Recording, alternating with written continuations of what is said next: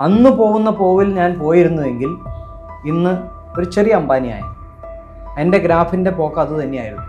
മോഹൻലാലിൻ്റെ സഹയാത്രികൻ അല്ലെങ്കിൽ സഹജ സഞ്ചാരിയായിട്ടുള്ള ആന്റണി പെരുമ്പാവൂർ, അദ്ദേഹം വെറും ഒരു സാധാരണ ഡ്രൈവറാണ്.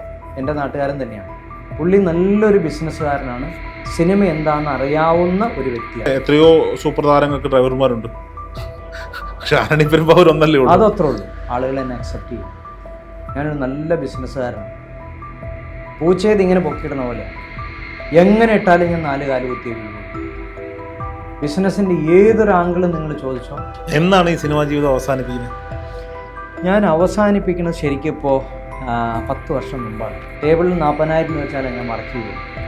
ഇങ്ങനെയാണ് ഞാൻ സ്റ്റാർ എഡിറ്ററായിട്ട് മാറിയത്. ഇന്നും നിങ്ങൾ ആ പടം കണ്ടാൽ മനസ്സിലാവും, ആ പടത്തിനകത്ത് ഓഡിയോയും വീഡിയോയും തമ്മിൽ 7 ഫ്രെയിമിൻ്റെ വ്യത്യാസമാണ്. നിങ്ങൾക്ക് ആ പറഞ്ഞ വാക്ക് എനിക്കിവിടെ പറയാൻ കൊള്ളില്ല, കാരണം പുള്ളി മുഴുവൻ ഇംഗ്ലീഷിൽ തെറിയ പറഞ്ഞു. ഇനി ആ പടത്തിനകത്ത് വേറൊരു വലിയ മിസ്റ്റേക്ക് പറ്റിയത്, അത് എനിക്ക് മാത്രം അറിയാവുന്നതെന്ന് വെച്ചാൽ, ഒരു പടം ഒരാൾ 1.5 വർഷം എഡിറ്റ് ചെയ്യണമെന്ന് വെച്ചാൽ പിന്നെ അയാൾക്ക് അതിൽ കൂടുതൽ എക്സ്പീരിയൻസ് എന്താ വേണ്ടത്?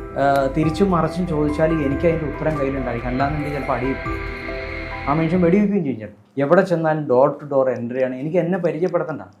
രണ്ടാമത് എൻ്റെ നേരിലാണോ പറയുന്നത്, ഫിറോസ് ഖാൻ്റെ എഡിറ്റർ ഉണ്ടെന്ന് പറയും. എൻ്റെ പണി എളുപ്പമായില്ലേ? ഈവൻ ഞാനിവിടുന്ന് മദ്രാസിലേക്ക് പോകുകയാണെന്നുണ്ടെങ്കിൽ എനിക്ക് ഫ്ലൈറ്റ് ടിക്കറ്റ് എടുത്ത് തരും. എയർപോർട്ടിൽ നിന്ന് പിക്ക് ചെയ്യാൻ പ്രസാദിൻ്റെ വണ്ടി വരും.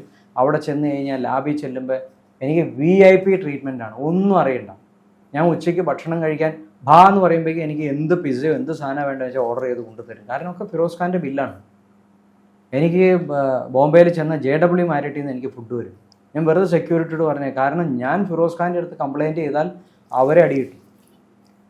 അപ്പോൾ എനിക്ക് കിട്ടിയിരുന്ന ഒരു വളരെ വ്യത്യസ്തമായ ജീവിത രീതിയാണ്. അപ്പോൾ ഫിലിം ഇൻഡസ്ട്രിയുടെ സുഖം ഞാൻ പെട്ടെന്ന് അങ്ങോട്ട് അനുഭവിക്കാൻ തുടങ്ങി. പിന്നെ ആ ഇൻഡസ്ട്രി ഞാൻ വിടുമോ? പിന്നെ അതിലായിരുന്നു ജീവിതം. ചോദ്യം എന്തായിരുന്നു? ഇതന്നെ സിനിമാ ജീവിതത്തിലേക്കുള്ള എൻട്രി. പിന്നെ സിനിമാ ജീവിതത്തിൽ എൻ്റെ എൻട്രി എന്ന് വെച്ചാൽ, എൻ്റെ ഇതിൽ നിൽക്കുമ്പോൾ തന്നെ എൻ്റെ അടുത്ത പ്രോജക്റ്റ് കിട്ടിയത്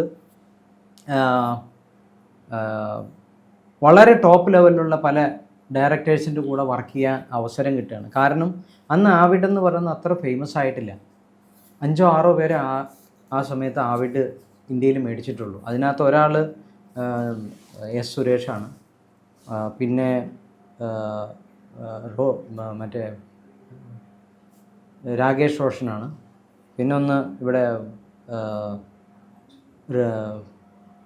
പ്രൈം ഫോക്കസാണ്. അതിലൊരാളാണ് ഈ പറഞ്ഞ ഫിറോസ് ഖാനുള്ളത്. അപ്പോൾ ഇവിടെയൊക്കെ ടെക്നീഷ്യൻ എന്ന് പറഞ്ഞാൽ പോലും അന്ന് ഇങ്ങനെ വിരലയിലുണ്ടാവുന്ന ടെക്നീഷ്യൻസേ ഉള്ളൂ. ഇപ്പോൾ എന്തെങ്കിലും ഈ ടെക്നിക്കലി, അതായത് ആവിഡ് ടെക്നോളജിയും സ്റ്റീൻബാക്ക് എഡിറ്റിങ്ങും രണ്ടും അറിയാവുന്ന ടെക്നീഷ്യൻസ് അന്ന് വളരെ കുറവാണ്. ഇത് രണ്ടും അറിയേണ്ടതായിട്ട് വന്നു. കാരണം ഫിറോസ് ഖാന് ഈ ലീനിയർ ഇത് മാത്രമേ അറിയാവുള്ളൂ, സ്റ്റീൻബാക്ക് മാത്രമേ അറിയാവുള്ളൂ. പുള്ളി ഓൾഡ് സ്കൂളാണ്. അപ്പോൾ പുള്ളിക്ക് വേണ്ടിയിട്ട് ഞാനത് പഠിക്കേണ്ടി വന്നു. എനിക്ക് അറിയാവുന്ന ആകെ ആവിഡ് ടെക്നോളജി മാത്രമേ ഉള്ളൂ. അപ്പോൾ അതിനകത്ത് അത് രണ്ടും കൂടെ നമ്മൾ പഠിച്ചു പോയതുകൊണ്ട് എന്ത് ഗുണം കിട്ടി?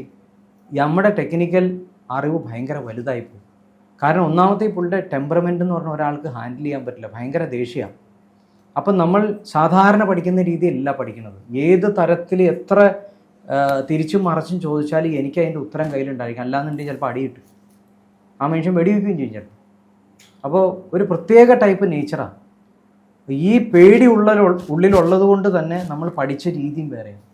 വെറുതെ ഇരിക്കുന്ന സമയത്ത് ഒരു പടം ഒരാൾ 1.5 വർഷം എഡിറ്റ് ചെയ്യണമെന്ന് വെച്ചാൽ പിന്നെ അയാൾക്ക് അതിൽ കൂടുതൽ എക്സ്പീരിയൻസ് എന്താ വേണ്ടേ? ആ മനുഷ്യൻ്റെ പടം ഞാൻ 1.5 വർഷം എഡിറ്റ് ചെയ്തത്. അപ്പോൾ ഈ നെഗറ്റീവിനകത്തുള്ളതും പോസിറ്റീവിനകത്തുള്ളതും പ്രിൻറ്റിനകത്ത് എന്താ സംഭവിക്കുന്നത്, സ്റ്റീൻബാക്കിൽ എന്താ സംഭവിക്കുന്നത്, ആവിഡിൽ എന്താ നടക്കുന്നത്, H കോഡ് എന്താണെന്നും കംപ്ലീറ്റ് ടെക്നിക്കൽ തിങ്ങിനെ പറ്റിയിട്ട് ബൈ ഹാർട്ടായിട്ട് മാറി. ഇനി ആ പടത്തിനകത്ത് വേറൊരു വലിയ മിസ്റ്റേക്ക് പറ്റിയിരുന്നു. അത് എനിക്ക് മാത്രം അറിയാവുന്നതെന്ന് വെച്ചാൽ, പ്രസാദിൻ്റെ ലാബിലുള്ള എല്ലാവർക്കും അറിയാം, എനിക്കറിയാം, ഫിറോസ് ഖാൻ അറിയാം. പക്ഷേ ഫിറോസ് ഖാൻ എന്ത് പറ്റിയെന്ന് ചോദിച്ചാൽ, ഈ പടം മുഴുവൻ പുള്ളി ഷൂട്ട് ചെയ്ത് ബാങ്കോക്കിലാണ്. ബാങ്കോക്കിൽ അന്ന് വെളിയിൽ ഇന്ത്യയിൽ ഷൂട്ട് ചെയ്ത ഫുട്ടേജ് പുള്ളി ബാങ്കോക്കിൽ കൊണ്ടുപോയി ടെലിസിനി ചെയ്യാൻ കൊണ്ടുപോയി. അന്ന് ഇന്ത്യയിൽ ടെലിസിനി ഇല്ല, പ്രസാദ് കൊണ്ടുതന്നെ ഉള്ളൂ. അതിന് മുമ്പാണ് അവിടെ കൊണ്ടുപോയി ടെലിസിനിക്ക് കൊണ്ടുപോയത്. അന്ന് ഫിലിം ടെലിസിനി മുഴുവൻ ചെയ്യുന്ന മെഷീൻ എന്ന് പറഞ്ഞാൽ ബീറ്റ വെർഷൻ ഇപ്പോൾ ഇറങ്ങിയിട്ടില്ല. അന്ന് DG ബീറ്റേ ഉള്ളൂ. അതിൻ്റെ ഹയർ ആയിട്ടുള്ള ഭയങ്കര എക്സ്പെൻസീവാണ്. DG ബീറ്റയിൽ പുള്ളി ഫുൾ കറക്ഷൻ ചെയ്ത്, കളർ കറക്ഷൻ ചെയ്ത് പുള്ളി അവിടുന്ന് ടെലിസിനി ചെയ്ത് കൊണ്ടുവരികയാണ്. ഒരിക്കലും ഒരു ഫിലിം എഡിറ്റ് ചെയ്യാൻ കൊണ്ടുവരുമ്പോൾ കളർ കറക്ഷൻ ചെയ്യേണ്ട ആവശ്യമില്ല. ഒരു റോ ടെലീസിനി ചെയ്തേച്ചാൽ മതി. പുള്ളി പറഞ്ഞു I don't want to see this H code all, erase it എന്ന് പറഞ്ഞു. ഫിലിമിൻ്റെ എച്ച് കോഡ് ഫിലിമിനകത്ത് ഇല്ലയെന്നുണ്ടെങ്കിൽ, അതായത് നമ്മൾ കിട്ടുന്ന പോസിറ്റീവിൽ ഇല്ലയെന്നുണ്ടെങ്കിൽ നമുക്കൊരിക്കലും നെഗറ്റീവുമായിട്ട് അതിനെ മാച്ച് ചെയ്ത് നോക്കാൻ പറ്റില്ല. ഈ നമ്പർ ഇല്ലാത്ത സാധനം വായുവിലിട്ട് എഡിറ്റ് ചെയ്തിട്ട് എങ്ങനെയാണ് നെഗറ്റീവിലെ നമ്പർ നമ്മൾ കണ്ടുപിടിക്കുന്നത്? ഇതൊരു ടെക്നിക്കൽ സാധനമാണ് പറഞ്ഞത്. 99% ആളുകൾക്ക് മനസ്സിലാവില്ല, പഴയ ഫിലിമിൻ്റെ ആൾക്കാർക്ക് മനസ്സിലാവും. ഈ നമ്പർ ഇല്ലാത്തതുകൊണ്ട് അവിടെ ഇതിനു മുമ്പ് വന്ന പല എഡിറ്റർമാർക്ക് അടി കിട്ടി.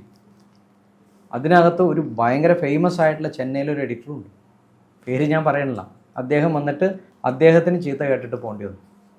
കാരണം ഈ നമ്പർ ഇല്ല എന്ന് പറയുമ്പോഴേക്കും പുള്ളി സമ്മതിക്കില്ല. നിങ്ങൾക്ക് ആ പറഞ്ഞ വാക്ക് എനിക്കിവിടെ പറയാൻ കൊള്ളില്ല, കാരണം പുള്ളി മുഴുവൻ ഇംഗ്ലീഷിൽ തെറിയ പറഞ്ഞു. അപ്പോൾ ഒരു സാധനം ഇല്ല എന്ന് പറഞ്ഞാൽ അംഗീകരിക്കില്ലാത്ത ആളാണ്. ഇത് ഉള്ള സാധനത്തെ പിന്നെ എങ്ങനെയാണ് ഞാൻ കണ്ടുപിടിക്കുന്നത്? നെഗറ്റീവിനകത്ത് ഈ പോസിറ്റീവിൻ്റെ ഫ്രെയിമും ഇതും വെച്ചിട്ട് എങ്ങനെ കണ്ടുപിടിക്കും? ഒരു കോഡാണ് ഇതിനെ തമ്മിൽ കമ്പയർ ചെയ്യേണ്ട സാധനം. ഞാൻ മാനുവലി പ്രസാദിൽ പോയിരുന്നു ഓരോ സാധനവും എടുത്തു വച്ച് കഷ്ടപ്പെട്ട് കണ്ടുപിടിച്ച് അത് പേപ്പറിൽ എഴുതി അത് മാച്ച് ഫ്രെയിം ഉണ്ടാക്കി മാനുവലി പഞ്ച് ചെയ്ത് ആ ഫിലിമിൻ്റെ ഔട്ട് എടുത്ത്, ഇന്നും നിങ്ങൾ ആ പടം കണ്ടാൽ മനസ്സിലാവും, ആ പടത്തിനകത്ത് ഓഡിയോയും വീഡിയോയും തമ്മിൽ 7 ഫ്രെയിമിൻ്റെ വ്യത്യാസമുണ്ട്. ആ 7 ഫ്രെയിമിൻ്റെ ചേഞ്ചസ് ഉള്ളതുകൊണ്ട് പടം സ്റ്റാർട്ട് ചെയ്യുന്ന കാണുമ്പോൾ അല്പം ഓഫ് സിങ്ക് ആയിരിക്കും, സെൻറ്ററിൽ വരുമ്പോഴേക്കും സിങ്ക് കറക്റ്റ് ആവും. ഓരോ റീലിലും അങ്ങനെയാണ്. പടത്തിൻ്റെ അവസാനത്തേക്ക് പോകുമ്പോഴേക്കും വീണ്ടും സിങ്കിന് മാറ്റം വരും. കാരണം അതൊരു മേജർ പ്രോബ്ലമാണ്. പക്ഷെ അത് മനസ്സിലാവാത്ത രീതിയിൽ മാച്ച് ചെയ്ത് സെറ്റ് ചെയ്തു. അതിൻ്റെ ഫുൾ ക്രെഡിറ്റും എനിക്ക് തന്നെയാണ്. ഇത് പുള്ളി തന്നെ വഴി നിങ്ങളെ പറഞ്ഞുകൊണ്ട് നടന്നു. എനിക്ക് കിട്ടിയ ഒരു പ്ലസ് പോയിൻ്റ് അതാണ്. ഇത് പറഞ്ഞതിൻ്റെ കാരണം അതാണ്. പുള്ളി എല്ലാവരും എവിടെ ചെന്നാലും പുള്ളി പറയും is a South Indian devil genius, he's my editor, my boy, sweet guy എന്നൊക്കെ പറഞ്ഞിട്ട് പുള്ളി ചേർത്ത് എടുത്ത് പറയും. കാരണം ഞാനില്ലായിരുന്നുവെങ്കിൽ ആ എഡിറ്റ് മുഴുവൻ പുള്ളിക്ക് വീണ്ടും ടെലീസിനി ചെയ്ത് വീണ്ടും എച്ച് കോഡ് ചെയ്ത് മാച്ച് ചെയ്ത് ഒരു വലിയ പ്രോസസ്സ് വീണ്ടും ടെക്നിക്കലി പ്രോസസ്സ് വീണ്ടും ചെയ്യേണ്ടി വന്നേ. എത്ര സിനിമകളും വർക്ക് ചെയ്തിട്ടുണ്ടാവും? ഞാൻ 37 പടത്തോളം വർക്ക് ചെയ്തിട്ടുണ്ട്. അതിനുശേഷം ഉണ്ടായ ഗുണം എന്താണെന്ന് വെച്ചാൽ ഏതൊരു പടത്തിൻ്റെ സ്റ്റൈലൈസ് എഡിറ്റിങ്ങിന് എന്നെ വിളിക്കാറുണ്ട്. കാരണം അന്ന് ഈ 1 ഫ്രെയിം 2 ഫ്രെയിം ഒന്നും കട്ട് ചെയ്യില്ല, അന്ന് നടക്കില്ല. കാരണം ഫിലിമിൽ 1 ഫ്രെയിം കട്ട് ചെയ്യുക എന്ന് വെച്ചാൽ ഒന്നാമത്തെ സ്റ്റീൻ ബാക്കിൽ ഇരിക്കണം പറ്റില്ല എന്ന് പറയും. അവൻ പറഞ്ഞാലേ കേൾക്കാൻ പറ്റുള്ളൂ. ഇത് രണ്ടും ഞാൻ തന്നെയാണ് ഹാൻഡിൽ ചെയ്യണത്. അപ്പോൾ എൻ്റെ അടുത്ത് ഒരാൾക്ക് നോന്ന് പറയാൻ പറ്റില്ല. ഞാൻ ഇതിൻ്റെ അടിയും തടയും മുഴുവൻ പഠിച്ചു. ഒരു പടത്തിൽ തന്നെ എല്ലാം പഠിച്ചു. ഒരു വല്ലാത്ത എക്സ്പീരിയൻസ് ആയിരുന്നു അവിടെ. അതുകൊണ്ട് ഞാൻ ഫിലിം എഡിറ്റിങ്ങിൽ ഒരു മാസ്റ്ററായിട്ട് മാറി. എന്നതിങ്ങനെ കൊത്തിക്കൊണ്ടാൻ വേണ്ടി സ്റ്റുഡിയോയ്ക്ക് വെളിയിൽ വണ്ടി വെച്ചിട്ട് കാത്തിരിക്കുകയായിരുന്നു. ഞാൻ ഒരു ദിവസം 3 ഷിഫ്റ്റ് എഡിറ്റ് ചെയ്യുമായിരുന്നു. ടേബിളിൽ 40,000 രൂപ വെച്ചാലേ ഞാൻ വർക്ക് ചെയ്യുള്ളൂ. ഇങ്ങനെയാണ് ഞാൻ സ്റ്റാർ എഡിറ്ററായിട്ട് മാറിയത്. അപ്പോൾ എന്നെ പ്രപഞ്ചം സംരക്ഷിച്ചതാണ്. അതെൻ്റെ കഴിവെന്ന് മാത്രം പറയാൻ പറ്റില്ല. ഫിറോസ് ഖാൻ്റെ വീട്ടിൽ ആ ഒരു പ്രോജക്റ്റ് ചെയ്തുകൊണ്ടാണ് എഡിറ്റിങ്ങിൽ ഇത്ര മാസ്റ്ററായിട്ട് മാറിയത്. ആ സമയത്ത് ആ കാലഘട്ടത്തിൽ ചെയ്തിട്ടുള്ള ഒരു 8-10 ഫിലിം ഇതുപോലെ കീ കോഡുമായിട്ട് ബന്ധപ്പെട്ട അനേകം പ്രോബ്ലംസ് വന്നു.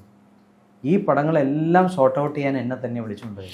എന്നാണ് ഈ സിനിമാ ജീവിതം അവസാനിപ്പിക്കുന്നത്? ഞാൻ അവസാനിപ്പിക്കുന്നത് ശരിക്കും ഇപ്പോൾ 10 വർഷം മുമ്പാണ്. എൻ്റെ അവസാന പടം ഗോകുലം ഗോപാലിൻ്റെ പരസ്യം ചെയ്താണ് ഞാൻ അവസാനിപ്പിച്ചത്. അവരുടെ പരസ്യങ്ങൾ ചെയ്തിട്ടാണ് ഈ പണി നിർത്തിയത്. അതിന് മുമ്പ് വരെ ഞാൻ ഇതിൽ തന്നെയായിരുന്നു. പിന്നീട് 100% ഈ സ്പിരിച്വൽ മേഖലയിലേക്കാണ്. പിന്നീട് ഞാൻ 100% സ്പിരിച്വൽ മേഖലയിലേക്ക് വന്നില്ല. ഞാനിതൊക്കെ ചോദിച്ചതിൻ്റെ കാര്യം ജോലിയും കൂലിയും വേലയില്ലാതെ നടന്നിട്ട് പെട്ടെന്നൊരു ദിവസം ഈ കുപ്പായം എടുത്തണിഞ്ഞ് ഗുരുജി എന്ന് പേർന്നതല്ല എന്ന് പ്രേക്ഷകരോട് പറയാൻ ഒരിക്കലും എന്നോട് ഈ കഥ പറഞ്ഞിട്ടുണ്ട്. എങ്കിലും ഇത് പ്രേക്ഷകർക്ക് വേണ്ടി ഞാനിത് ചോദിച്ചതിൻ്റെ കാര്യം ഇതുകൊണ്ടാണ്. ചിലർ പറയാറുണ്ട് പ്രത്യേകിച്ച് ഒരു വരുമാന മാർഗം കണ്ടെത്താൻ പറ്റാത്തവരാണ് സ്വാമിജി എന്ന് ഗുരുജി എന്നൊക്കെ പറഞ്ഞ് നടക്കുന്നത് എന്നുള്ളത്. നിങ്ങൾ എന്നെ ഉണ്ടല്ലോ ഒരു ബിസിനസ് ആളുകളുടെ ഇടയിൽ കൊണ്ടുപോയിട്ട് ഇന്ന് പറഞ്ഞ മോട്ടിവേഷൻ സ്പീച്ചില്ലേ, നിങ്ങൾ എന്നെ കൊണ്ടുവന്നിരുന്ന് 100% ആളുകൾ എന്നെ അക്സെപ്റ്റ് ചെയ്യും. ഞാനൊരു നല്ല ബിസിനസ്സുകാരനാണ്. പൂച്ചയത് ഇങ്ങനെ പൊക്കിയിടണ പോലെയാണ്. എങ്ങനെ ഇട്ടാലും ഞാൻ 4 കാല് കുത്തിയേ വീഴുള്ളൂ. ബിസിനസ്സിൻ്റെ ഏതൊരു ആംഗിളും നിങ്ങൾ ചോദിച്ചോ, നിങ്ങൾക്ക് ഗുണം ചെയ്യുള്ളൂ, എനിക്ക് ഗുണം വേണ്ട. ഞാനൊരു നല്ല ബിസിനസ്സുകാരനായിരുന്നു. ഞാൻ അന്ന് പോകുന്ന പോവിൽ ഞാൻ പോയിരുന്നുവെങ്കിൽ ഇന്ന് ഒരു ചെറിയ അംബാനിയായ. എൻ്റെ ഗ്രാഫിൻ്റെ പോക്ക് അത് തന്നെയായിരുന്നു, എൻ്റെ ലക്ഷ്യം അത് തന്നെയായിരുന്നു. പക്ഷേ എൻ്റെ സ്പിരിച്വൽ ലൈനിലേക്ക് വന്നപ്പോൾ എനിക്ക് മനസ്സിലായി മെറ്റീരിയലിസ്റ്റിക് ആയിട്ടുള്ള ലൈഫിൽ നിന്ന് ഒന്നും പ്രത്യേകിച്ച് നേടാനില്ല. കാരണം ഞാൻ ബോംബെയിൽ ജീവിക്കുമ്പോൾ കടലാസ് കമ്പനികൾ അനേകം കണ്ടിട്ടുണ്ട്. കടലാസ് കമ്പനിയുടെ ഷെയർ മാർക്കറ്റ് കണ്ടിട്ടുണ്ട്. എല്ലാത്തിൻ്റെയും എന്താ ഉൾഭാഗം അറിയാനുള്ളൊരു ഭാഗ്യം കിട്ടിയിട്ടുണ്ട്. ഇതെല്ലാവർക്കും കിട്ടുന്ന ഭാഗ്യമല്ലേ. അപ്പോൾ നിങ്ങൾക്കൊക്കെ പലതരത്തിലുള്ള എക്സ്പോഷർ കിട്ടുന്നുണ്ട് ഇല്ലേ. പക്ഷെ നിങ്ങളെല്ലാം അടഞ്ഞ മുറിയിലിരുന്ന് ജീവിതത്തെ അങ്ങനെ ഒരു രീതിയിലാണ് പോകണം. എക്സ്പോഷർ വരണമെന്നുണ്ടെങ്കിൽ നമ്മൾ ആളുകളുമായിട്ട് മിങ്കിൾ ചെയ്യണം. ഇപ്പം നിങ്ങൾ സിമ്പിൾ ഉദാഹരണം നോക്കിക്കോ, മോഹൻലാലിൻ്റെ സഹയാത്രികൻ അല്ലെങ്കിൽ സഹജ സഞ്ചാരിയായിട്ടുള്ള ആൻ്റണി പെരുമ്പാവൂർ. അദ്ദേഹം വെറും ഒരു സാധാരണ ഡ്രൈവറാണ്, എൻ്റെ നാട്ടുകാരൻ തന്നെയാണ്. ഇദ്ദേഹത്തെ ഞാൻ ഒരു പ്രാവശ്യം മീറ്റ് ചെയ്യേണ്ട ഒരു കഥ പറയാൻ വേണ്ടിയിട്ട്. പുള്ളി വളരെ ഷാർപ്പ് മൈൻഡാണ്, നല്ല ബുദ്ധിയുള്ള ആളാണ്. പുള്ളി ഞാൻ കഥ മുഴുവൻ പറഞ്ഞു കഴിയുമ്പോൾ പുള്ളി എൻ്റെ അടുത്ത് ചോദിച്ചൊരു ചോദ്യമുണ്ട്. എന്നെ രഞ്ജിത്ത് ഈ കഥ എന്തിനാണ് ലാൽ സാർ ചെയ്യണേന്ന് ചോദിച്ചു. അപ്പം ഞാൻ പറഞ്ഞു, ഞാൻ എഴുതിയപ്പോൾ ഇത് ലാൽ സാറാണ് കറക്റ്റ് എന്ന് തോന്നുന്നു, ഞാനൊരു കഥ പറയാമെന്ന് പറഞ്ഞു. അന്ന് അദ്ദേഹം ലാൽ സാറിൻ്റെ കണ്ണ് കാണാൻ പാടില്ലാത്തൊരു പടമില്ലേ, ആ കഥ എൻ്റെ അടുത്ത് ഇങ്ങോട്ട് പറഞ്ഞു. അപ്പോൾ അന്നത് ഷൂട്ട് ചെയ്തുകൊണ്ടിരുന്നത് നമ്മുടെ ഇവിടെ അഡ്ലാബ്സിൽ വെച്ചിട്ടാണ്. അങ്ങനെയല്ലേ അതിൻ്റെ പേര്? ഏതാണ്? അങ്കമാലി കഴിഞ്ഞിട്ടൊരു സ്ഥലത്ത് അഡ്ലക്സ്. എനിക്ക് ഇവിടുത്തെ ലൊക്കേഷൻസിൻ്റെ പേരറിയില്ല. പക്ഷെ അവിടെ പോയി ഞാൻ കണ്ടു, അദ്ദേഹവുമായിട്ട് സംസാരിച്ചു. പുള്ളി എനിക്ക് വളരെ ഭംഗിയായിട്ട് സമയം തന്നു. എല്ലാ ഡിസ്കഷനും ശേഷം പുള്ളി പറഞ്ഞു, ഞാനൊരു ത്രെഡ് തരാമെന്ന് പറഞ്ഞു. പുള്ളി ത്രെഡ് എനിക്ക് ഇങ്ങോട്ട് പറഞ്ഞു, ഇതൊന്ന് ഡെവലപ്പ് ചെയ്തുകൊണ്ടായത് സിനിമ ചെയ്യാമെന്ന് പറഞ്ഞു. പിന്നെ എനിക്കങ്ങോട്ട് പോകാൻ സമയം കിട്ടിയില്ല, ഞാൻ ആ വഴിക്ക് ചിന്തിച്ചുമില്ല. പുള്ളി നല്ലൊരു ബിസിനസ്സുകാരനാണ്, സിനിമ എന്താണെന്ന് അറിയാവുന്ന ഒരു വ്യക്തിയാണ്. എനിക്ക് ആ വ്യക്തിയിൽ നിന്ന് പ്രത്യേകിച്ചൊന്നും നേടാനായിട്ട് പറഞ്ഞാൽ ഞാനൊരാളെ മനസ്സിലാക്കുന്നത് പറഞ്ഞു. മനസ്സിലായി. എന്നാൽ അനേകം ആളുകളെ കണ്ടിട്ടുണ്ട്, അവർ ജീവിക്കുന്നത് വേറെ പല രീതിയിലാണ്. അവർക്ക് പണി അറിയില്ല. നമുക്ക് ഒരു തൊഴിലിനെ പറ്റി വളരെ ഡെപ്തിൽ അറിയാമെന്നുണ്ടെങ്കിൽ മാത്രമേ അതിനെപ്പറ്റി സംസാരിച്ചിട്ട് കാര്യമുള്ളൂ. അന്ന് ഞാൻ ആൻ്റണിയെ കണ്ടപ്പോൾ ഞാൻ അതിൽ നിന്ന് മനസ്സിലാക്കിയ ഒരു കാര്യമുണ്ട്, വെറുതെ അല്ല ആൻ്റണി ആയിരുന്നു. അല്ല, ഉറപ്പായിട്ടും. അല്ലെങ്കിൽ പിന്നെ എത്രയോ സൂപ്പർ താരങ്ങൾക്ക് ഡ്രൈവർമാരുണ്ട്, പക്ഷെ ആന്റണി പെരുമ്പാവൂർ ഒന്നല്ലേ ഉള്ളൂ. അതത്രേ ഉള്ളൂ. ഓക്കെ. അപ്പോൾ സിനിമയിലേക്ക് വന്നു, സിനിമയെക്കുറിച്ച് ചർച്ച ആരംഭിച്ചത് കൊണ്ട് അടുത്തൊരു സെഷൻ സിനിമയിലേക്ക് പോകാമെന്ന് വിചാരിക്കുകയാണ്. എമ്പുരാൻ